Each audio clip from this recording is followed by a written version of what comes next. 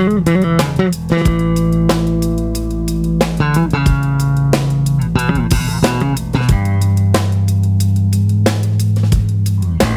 is just a open forum for, what's going on in your life, what's going on in your world, what anything you want to talk about. I mean, essentially that's just what a coffee hour is, shooting the proverbial powwow. So we are on episode 10 of the virtual cafe. I'm joined by Mr. Grimm and Dean Slade today. How you doing, guys? All right, and you?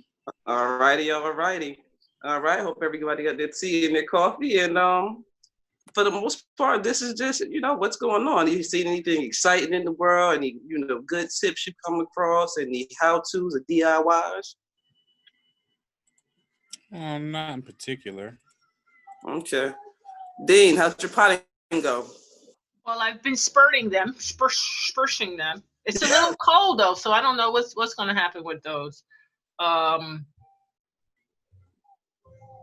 I did have something before you asked me about my pots. I did have something I wanted to update, but I forgot what it was. It'll come back to me. Okay. You said any pot. What was the question? Any positive things you come across? Any good news in the world that you come across or want to share? Not good news. Difficult news. I've run out of Girl Scout cookies. The lemon ones. They're absolute my favorites now this year.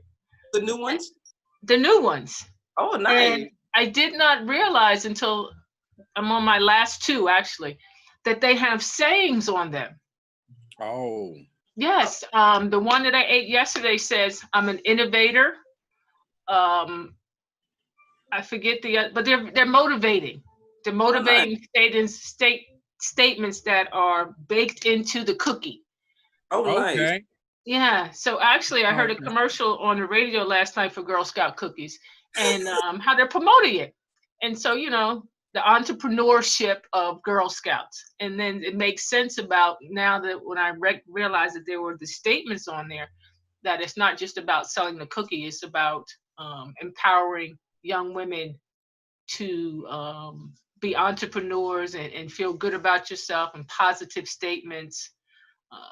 So that's what I learned so far. Okay. Yeah. So I'm on the lookout for the lemon Girl Scout cookies. I just got a phone call. That's what I was talking to. I could Google them. Girl Scout Connect. Girl Scout Connect. I might have one for you though. Let me know how that works out for you. You may have one. What? I know people. I know people that are selling Girl Scout cookies. Oh yeah. Okay. I would say I have the link that you could order and get it shipped to you or something like that. Please share. Will do. Okay. All right. So my new find. So I went out yesterday because I had to go on campus, and then I ended up needing a couple of things. So I swung by the least populated place I could think of, which is Kmart. I don't know if anybody knows that Kmart still exists, but Kmart still exists. These are adult coloring books, and they were $2 a piece at Kmart. Okay. And I am awfully excited to jump into coloring. I mean, I enjoy it, and it's a good stress reliever and pastime. So that's the one I started so far. Okay, nice. Yeah, but it's Zen Dreams coloring book, so they have different pictures. Some of them are a lot more intricate. But I will definitely keep you guys up to date and show you some finished products when I get to them. You put them all over your office. You can be Zen. True. I have one on my wall presently that Shalyn did. It's an elephant, and I mean the details and pattern in that one is just crazy, and she chose some pretty nice colors. So, okay, I like them. I might frame them, and I might frame them. If I could find a really big one, I would love it, and I'd probably frame it and put it up. I know they exist. Yeah, they probably exist. Mm-hmm. All right, everybody is my Zoom buddy over here. Who's that? That's Bo. That's the pit bull. Oh! I did. Okay. That's my Zoom buddy. Look like, why are you talking to me? That you know why? Because I can honestly set my watch to them. I don't know if it's because I'm home every day now, but 11 o'clock, they're asleep. 1 o'clock they're back up. 3 o'clock they're back asleep again. Like I can pretty much set my watch to them. I know that it's getting close to the time because they'll just lay out randomly on the floor and pass out wherever. I can't move my desktop, but Jacka she sleep too in the chair. He's like, why you're still here? You're now, still how long here. is this gonna last? And I honestly believe that is how my pets feel. They're like, wait a minute, you've been here way too often. Like, you just getting into stuff and doing stuff. We had, a little group meetup outside at the window, and you're just here ruining all our good fun. Yeah. Mess their schedule up too. All right. I'll tell you again, I'm glad you guys joined me. This was a coffee hour, so it's just open forum, tidbits, how-tos, DIYs, any type of good news you wanted to share, anything that you wanted to share with the student population. And I called Joe and I said, Joe, you're off today. And he says, yeah. I said, so how do I do a commentary if I don't have people to comment with? He laughed. He said, I don't know, man. We'll figure it out. So I'm glad that you guys got up and got on this morning. Mr. Graham, you missed an awesome segment yesterday. I taught Mr. Ott how to play chess. It's one. I taught Joe how to play chess. Oh, he didn't know? No, not at all. So, I mean, we went through a whole game, and he was like, wait a minute, get out of here. I said, I know you're about to go to the store and buy a board. And the same way he got me hooked with a guitar is the same way I have him with chess. Once I took his pieces, he's seeing them like start to move off the board. He's like, wait a minute, you just capture my... I'm pretty sure he's gonna want to play. I told him to send me coordinates and we can play virtually. That is a whole thing. You can send the movements of the board to the people that you're playing, and they can just move your pieces for you. Okay. Yeah. I'm familiar with that. Well, and I thought I tried it on an app, but I didn't necessarily care for chess on an app. I don't know. It's something about the person-to-person interaction for me. Yeah, when it's chess, different. It's way different. Yeah, and you don't get as much retention playing the computer than you do doing it yourself. Like you actually are seeing the movements. You're seeing them in your head. You're figuring out the other possible moves from your opponent.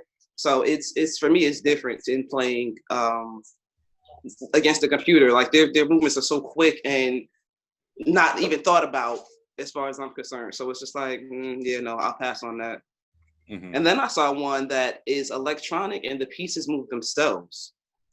So you can put it on it's a tabletop game.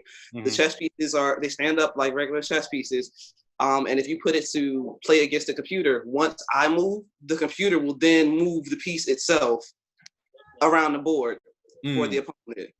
I'm pretty sure it's costly, but it does exist. I know you were saying that you wanted to get back into it, Mr. Graham.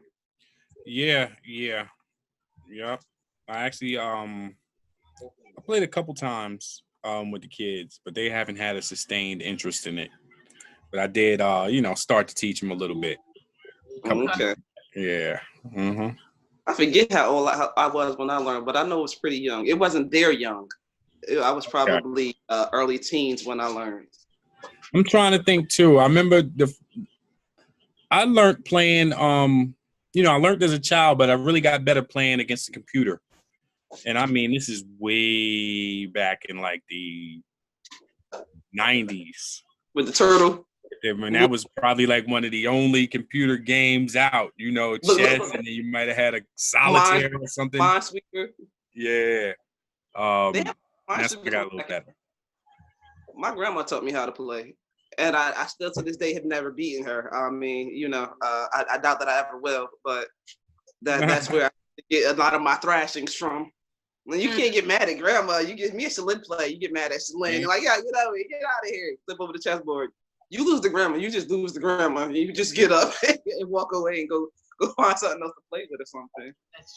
That's true. But I also told Joe, the way you get better at something, especially something like chess, is if you play someone that's a little bit that much more advanced than you are. You can't get better playing someone that's your same caliber or someone that's just getting started. So Yeah, you That's gotta what. take your licks. Well, that's why I went ahead and beat him. I mean, I did tell him I was beating him when I beat him, but I mean, that's why Well, they would softened. have been suspect. You would not have been a very good instructor if you had a lost. You would just teach me how to play. I would have looked at you a little sideways, like, do you really know how to play? Hilarious. And we're not into that. Everybody's a winner. You know. No. There are no second place trophies. Everybody doesn't get the participation medal. No, Right. no. We're not building those type of people. We're going to do away with those people. You had one winner. You had one winner. No draw. No second guessing. No runners ups. Just do better next time. That's Right. what you Learn to win. learn to win. Learn to win. Hey, Mr. Graham, you're up quiet over there. Where's the kids? What are they Yeah, doing? you know what? It's work time. You know, Oh, nice. they finally have settled into that schedule, right? And they play primarily in one area. You know, watch TV. You know, when Avian doesn't have homework. And they've been respecting Daddy's work time, man. You know, it's just when Daddy's done with work, Daddy has to play for the rest of the evening until bedtime. So, Right. Long Schedule. as you're fair with it. Yeah, I have to be fair with it. But with his schoolwork, it's funny because sometimes the teacher doesn't send stuff out until the morning. You know, for things that are due that day. So, oh, and you know, this is new to them. So it's, you know, they may be reviewing things and say, oh, we're leaving this out. You know, got to get this in, or whatever the case may be. But I try to have him work days in ahead, and then he can review on the other days.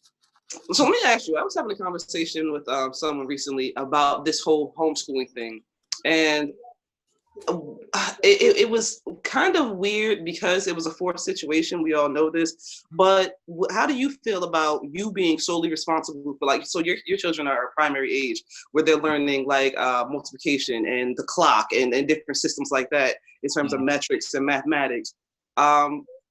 When it comes to testing or preparing them for the next grade, do you believe you're capable of getting him through to be able to hit that next level, or are you concerned at all in his progress or how he may match up against other students? No, and I'm only saying this based on Avian and his particular personality, and even being 8, like I think his competitiveness is going to drive him through. Like for instance, there was like some type of online game they were playing in regards to like antonyms or something the other day, and it kind of like showed you what place you were in, and like if he wasn't in first place, you know, for a particular round, you know, he made sure he concentrated a little bit more harder. And then you know, what I see I have been doing a little bit more than I normally do is utilizing as many moments in life as I can as teaching moments. Okay. So it, you know, we could trying to use new words and things like that, and then explain it and telling them how it means, you know, the same thing as a word they may already be familiar with. Got it.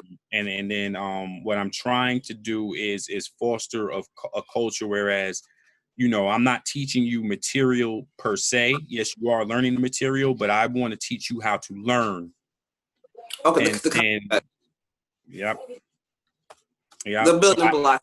Do the foundation, you get a strong enough foundation, he'll be able to combat anything that comes at him. To add on. And then I've made sure that I'm for both of my children is to be more attentive when they're talking and expressing themselves and describing things, because it's challenging them to use new words and find ways to describe what they're, you know, experiencing or whatever it is they want to tell me. So, you know. Okay. Yeah, you know, so you not having children in the house, you it's a little bit different for me, you know, for a lot of things, but I know a lot of our students do have children, and, you know, they might be faced with the same thought process. Like, you know, I understand, you know, fostering or assisting with the supplemental when it comes to schoolwork, but being the sole person to make sure that they got these is a lot harder. Right. And are you worried about where your child will fall at the end of all of this? Essentially, it seems like everybody passes. And I'm not sure how comfortable I am with that. Like, some parents are better Me equipped. neither. Me neither, because a lot of assignments, some assignments are like on an honor system, like you mark it done, and maybe everybody's children isn't doing it, but I this morning, and it's funny that you asked that, because this morning I just said, listen, now is the time to recognize teachers and how much they are really underpaid, because I'm managing 2 children and they manage 20. And, I understand, children get in a different environment. They're a little bit more focused. And I think that was a big transition, is letting him know, okay, we're in the house. Yes, we're here at this table that we're always at, but it's school time now. You're in school, And you're setting the pace and structuring it as such that they don't get so lost in it. I mean, because it's always devil's advocate for me, and it was like, what if you have parents that are still essential? What if I can't be there all day every day? Who does that now fall on, or where does that leave? Certain students, and I don't know. I'm hoping for the best, as it comes down the pike, and I hope that they come up with some type of rubric to assess and get students back on the same page. But just outside of looking in, it was something that I was thinking about. I would hope that they would start with some type of comprehensive review, because I was watching something on one of the news stations yesterday, and basically what they're concerned with is that the children already deal with the summer drop off. Yes. In regards to what they retain, and they fear that it'll be greater now. In regards to the actual retention, and that's why I do a lot of review. Before antonyms, he did synonyms. So when we get to antonyms, we did antonyms, but let's go back to synonyms. Right. Okay. Just to make sure that you can discern the difference. You just do as much as you can, and there's some amazing resources on the internet. Different educational games related to topics your children are learning, and videos and things like that. So you got to engage them in the ways that they are engaged in other ways. I know he's going to watch TV, and he's going to watch some YouTube videos of his favorite video game. So let's watch some YouTube videos on synonyms and antonyms and whatever else you might be learning, just to help supplement it. Because going from a supplemental teacher in regards to the formal education, it's a lot. It is. Right. Okay.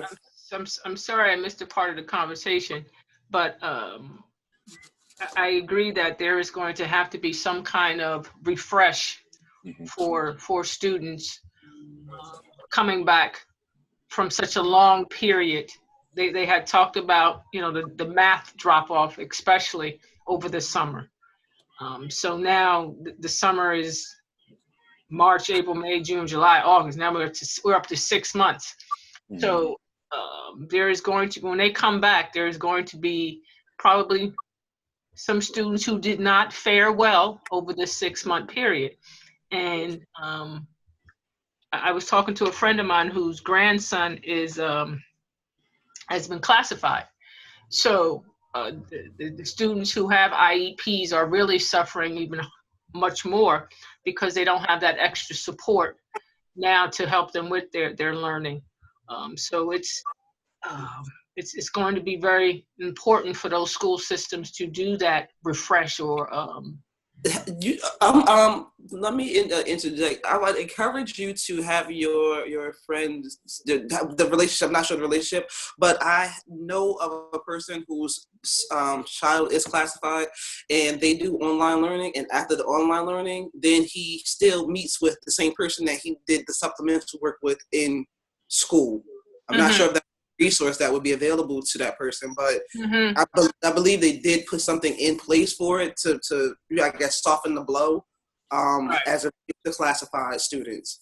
Right. There might be a resource that can assist with that slightly. Nothing's really going to take away from that one-on-one interaction, and that's usually what the IEP is responsible for, giving those students that much more personal attention and helping with their, I guess, academics or their growth process. Mm-hmm. You struck an interesting thought, Dean Slade, when you mentioned especially the drop off in math, and it's funny, like during the past week I've been trying to incorporate math into Avion's life. So for instance, the other day he was heating up some French toast sticks, and the microwave already had like 31 seconds on it, and he runs it for 13 seconds, right? So how many seconds less is 13 than 31? Yes. And then the funny thing was he applied it yesterday on his own because I give him like a $5 allowance like every 2 weeks. And he completes his chores. And, I've been encouraging saving. And he's like, with this $5, I'm going to have 26. And then the next time you give me 5, I'm going to have 31. And then, then I'm going to have 36. And, he gets all the way up to the 80s. And I'm like, oh, wow, okay. So little things like that can help. Trying to get them just to exercise it and, phrasing your own word questions, and you just have to just help them grow the best you can. And I think it also helps as long as you make sure that you're doing something to help yourself grow. Yes. Right. Yeah. Yes. And encouraging those types of habits and, the reading and everything like that. Using your time wisely now, because things are changing, so you have to be able to use your time wisely and be able to improve your skills or even grow new skills. Can't go outside, so you might as well do something productive that's going to. And like, even though with Miss Hunt, some of the things can be just fun. I just want to color to de-stress myself. I just want to do that. And then add other things that will, some books that I've always wanted to read. Learn a new language. Wait for the weather to get a little warmer to experiment in the backyard, right? With all these pottery. I can't wait. Listen, I am ecstatic. I cannot wait. Every other day it rains. Yeah. Rains every other day. It's for the irrigation of crops. It is. It really is. It's a necessary evil. It's not all bad. Yeah, not at all. Not all bad.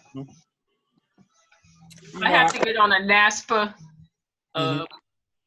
webinar at 12 o'clock, so I'll be jumping off in a few minutes. And the funny thing, the NASPA's coming up, but it's a funny thing how you said that, Dean. And when it's been raining so much, what I've been looking at it is like the earth is purifying itself. Yes. And like, hopefully this whole situation is a time for everybody to reflect and come out back to society with their best foot forward, and really make strides. That water is a sign of purification. Use this time, cleanse yourself, spiritually, emotionally, take that time, Because you've noticed they've been talking about it on the news that the air environment is much cleaner. Now that we've all getting out of it. Because nobody is driving. I mean, they've made significant, not made significant, but they've reported significant reduction in smog and air pollution based on the fact that people are not driving. They talked about China. They talked about California. In China, it was just ridiculous. You couldn't even see. But, based on the virus, gotten much better. So, yes, you're right. These things are hopefully going to help. And I think I was going to say, I think a lot of it has to do with the bigger vessels that carry things like boats and buses and trucks that have been grounded. I think they double or triple in terms of smog and pollution that cars do. So the fact that they can't move as often or as frequent, I definitely feel like, helps to keep the air that much cleaner also. And then also the factories, a lot of factories too. all of that smog. But when you look at it, maybe that's why we are seeing so many showers. Like we're in April, and we always say April showers bring May flowers.